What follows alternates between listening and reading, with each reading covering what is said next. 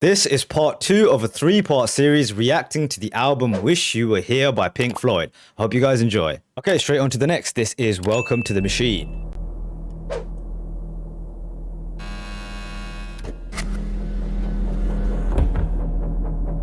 Yeah, this is literally like an audio movie.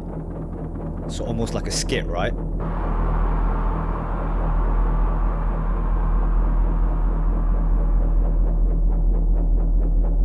There we go.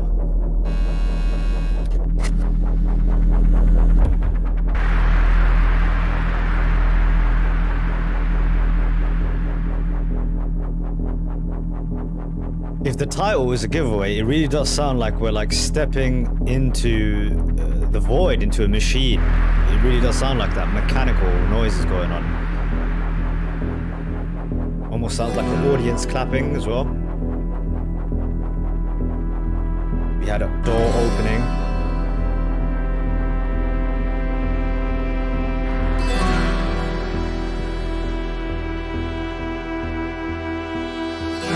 Welcome, my son.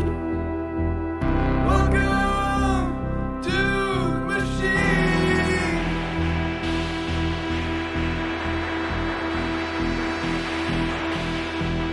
Where have you been? It's alright, we know where you've been. Dramatic, very dramatic background music. You've been in the pipeline, filling your time. Provided with toys and scouting for boys.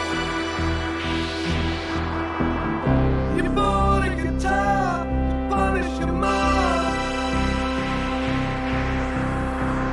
You didn't like school, and you know nobody's fool. We learned that in Another Brick in the Wall, right? So welcome to the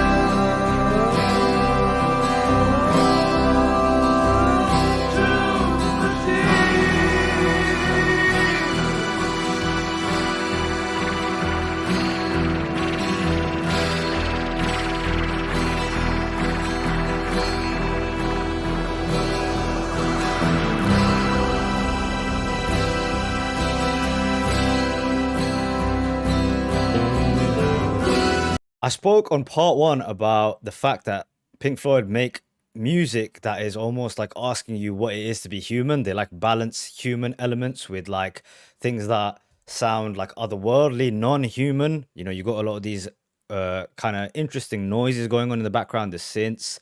I think they're doing the same thing here with the idea of Welcome to the Machine. Is that what they're asking, right? Is this like he says, welcome, my son? Is he speaking to his son and telling him that when you step into life, you're part of this grand machine that kind of makes you a product? I'm thinking that's what he's talking about.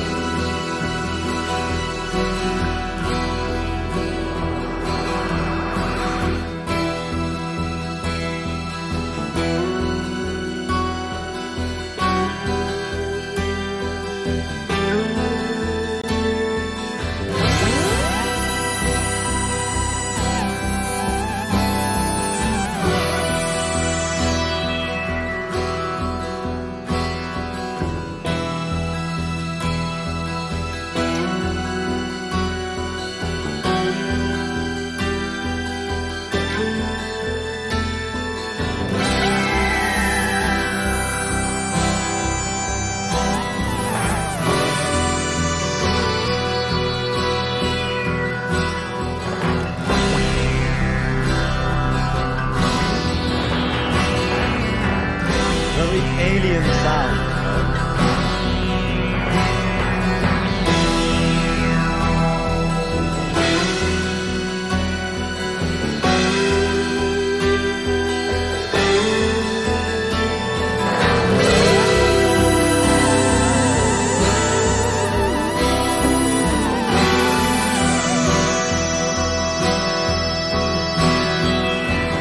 welcome, my son. Welcome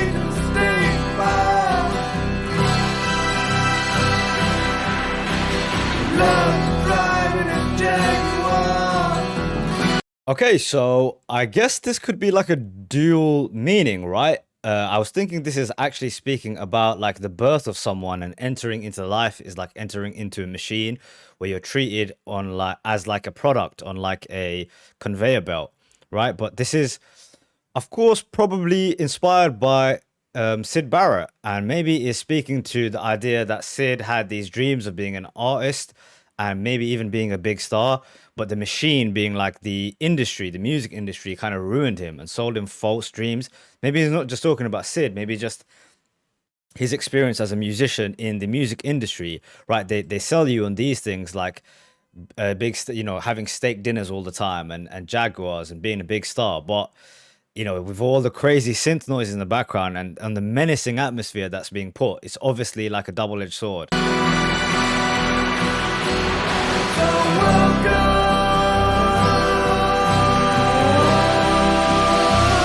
to the machine.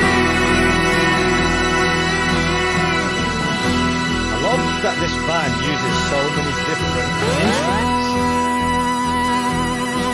synthesizer solo.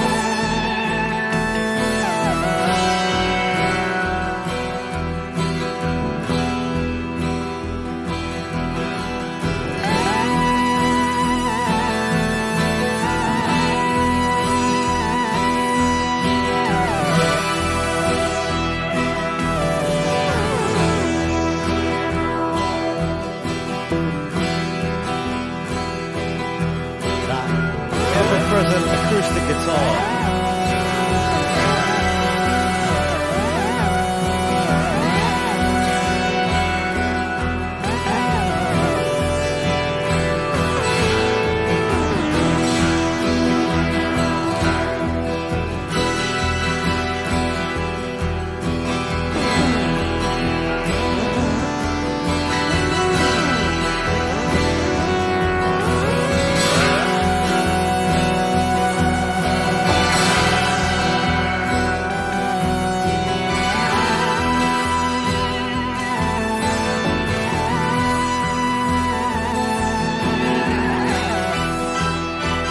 The range of this band is so wide. This almost sounds like it could be on like a Hendrix album or something, It's so out there and psychedelic. They really can do it all.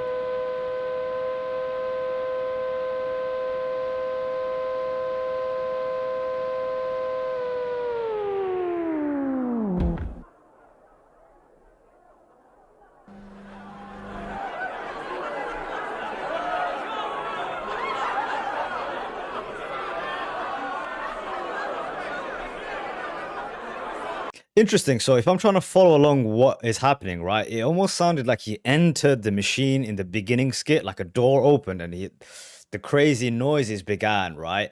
And again, I'm gonna take like the human element to be like the guitar. So the guitar is the ever-present human element, and he stepped into the machine with these bizarre synthesizer noises going on, right?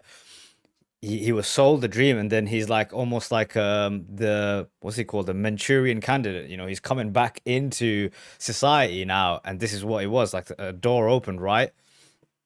And now he's hearing people like smiling and laughing and talking, probably happy to see him, right? He's been through the machine, they've made him into a star, sold him the false dream.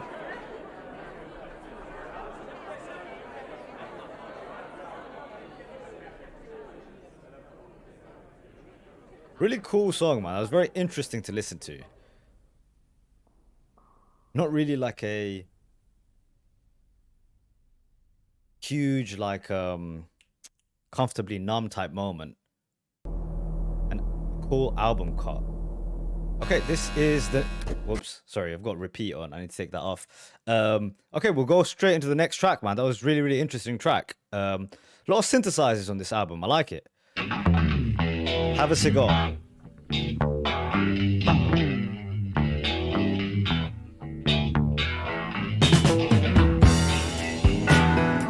you know what? I'm gonna actually take it back to the end of Welcome to the Machine and do the transition. I know that's probably a better way to do it. Here we go. Let's do that.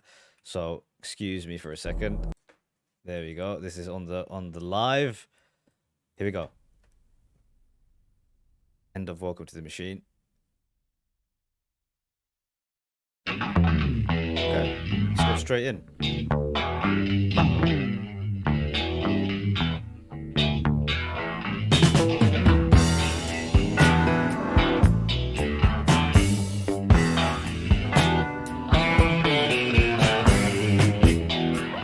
This is the track that Matthew was telling me about. He said that there is a guest singer.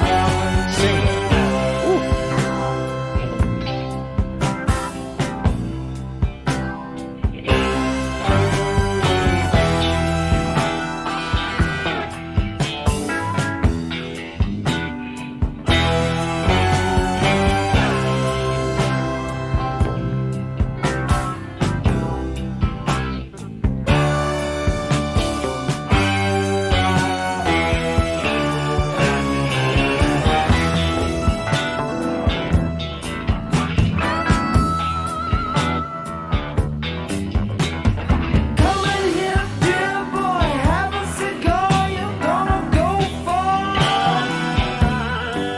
You're gonna fly high. You're never gonna die. You're gonna make it if you try. They're gonna love you.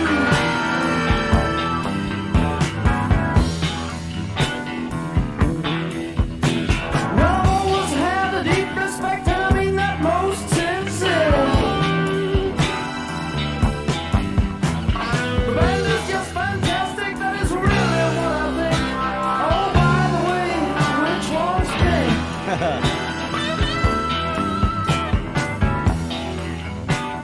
Always got that great wit And did to we it. tell you the name of the game, boy?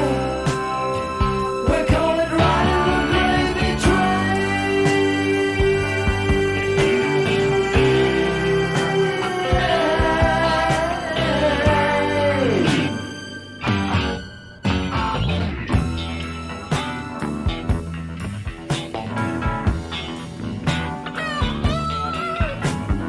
We're just no towns. We're hard about the sound. You're gonna get all the much you want it to the people. We're so happy we can hardly count.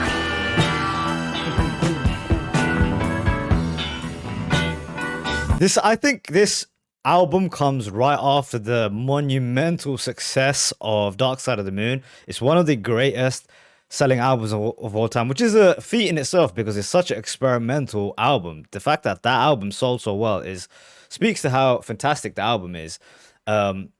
So I think they're really inspired by what just probably happened, right? And they're feeling like they've become a product to the executives and the music company that owns their stuff, right? Everybody else is just green. Have you seen the charts? It's a hell of a start. It could be made into a monster if we all pull together as a team. Made into a monster. And did we tell you the name of the game, boy? We call it riding the gravy train. The English wit is ever present.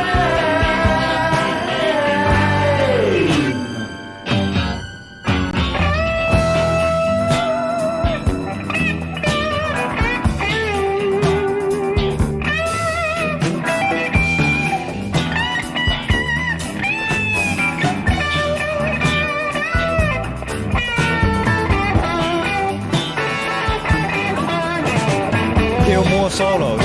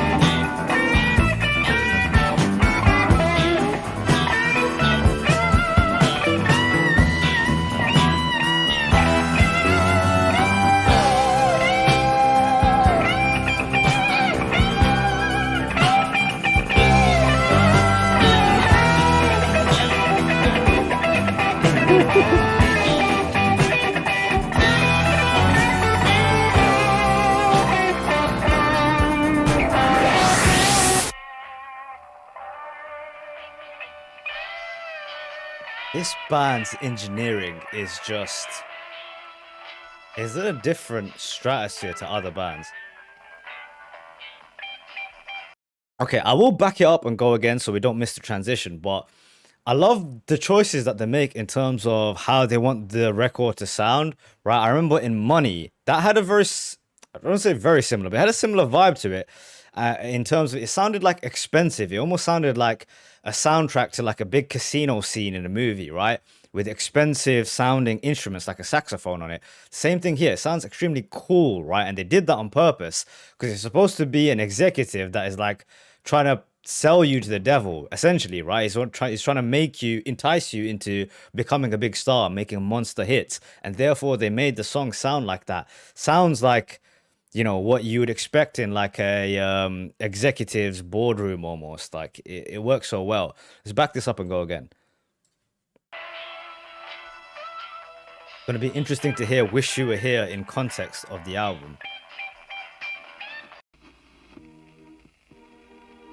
Okay. Interesting.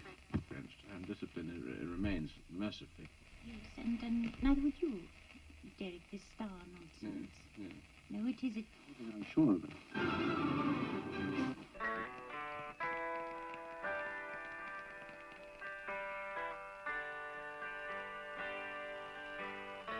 Wow.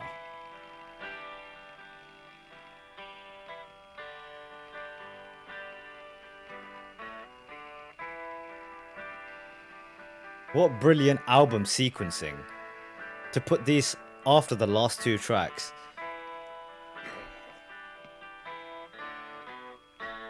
They've been sold a dream, and now, sitting alone, you're sitting there wishing that your friend was here with you. Wish you were here. They miss Sid.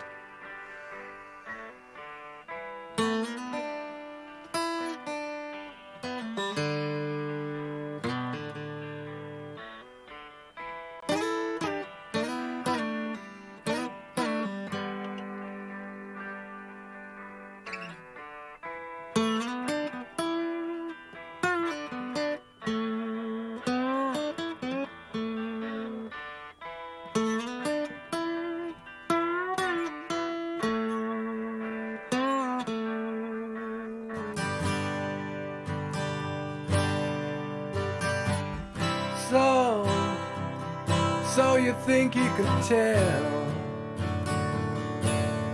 heaven from hell, blue skies from pain? Can you tell a green field from a cold steel rail, a smile from a veil? Do you think you can tell? Did they get you to train your heroes for ghosts, hot ashes for trees, hot air for a cool breeze, cold comfort for change? Did you exchange a walk-on part in the war for a lead role in a cage?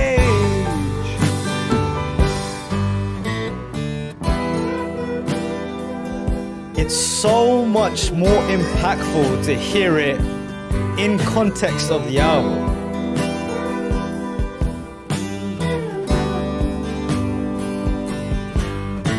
It makes so much more sense what he's trying to say.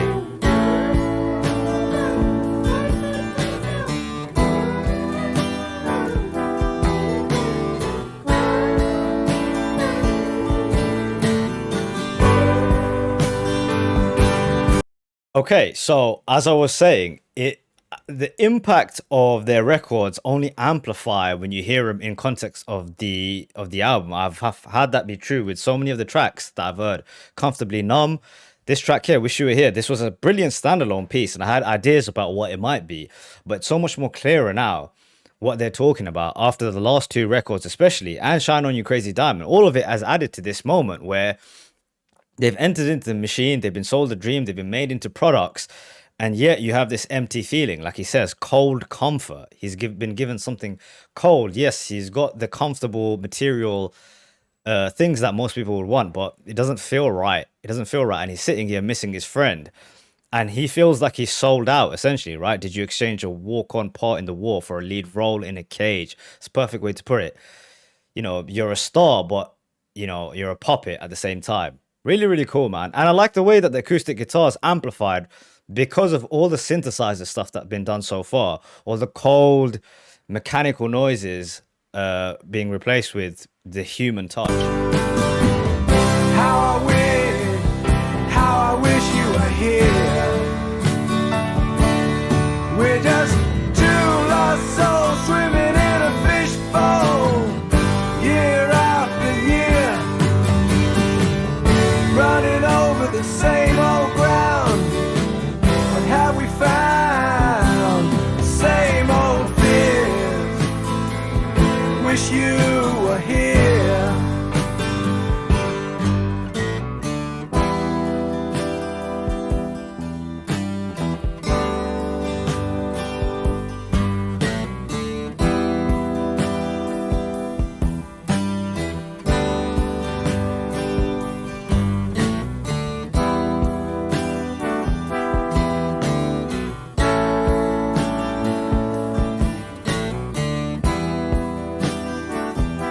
Love the noise of that.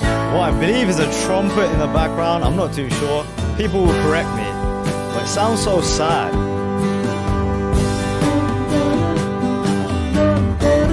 This bit as well.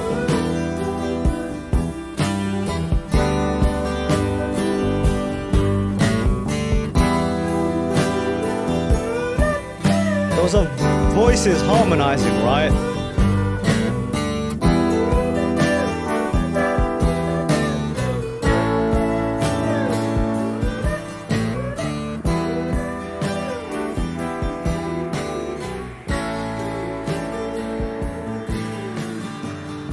It's records like this that make you appreciate great engineering.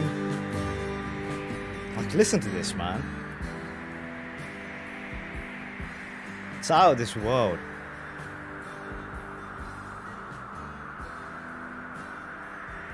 Wow, it makes so much more sense in context.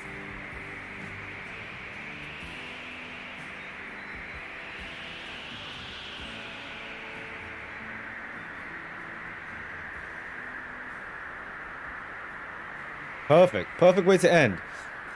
Okay, just to kind of sum up those last three parts, again, I feel like they make albums within albums. Like Shine On You Crazy Diamond was its own like piece in itself, and then these last three tracks were almost a piece in itself too. It could have been one long track. This could have been like three tracks: Shine On You Crazy Diamond, the middle section, and then the last part, right? With this part being like a very direct attack and like satire of the music industry and what they probably experienced, with the ending being so cool. I like the way that he also, I caught it on this time. I've heard this track now 3 times on camera.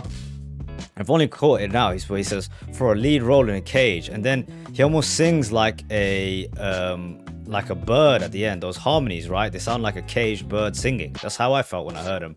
And just to speak on the engineering a little bit, the way they mixed in the different guitar parts and what I think is a trumpet as well, to make it sound hopeful and sad at the same time, man. The way that they do it, it's the engineering. I don't know who's the engineer, or is it them who's doing it? I know Plant was hugely involved in the engineering of Led Zeppelin, so I'm sure these guys have a hand in it, but it's masterful, man. On to the next part 3. Here we go.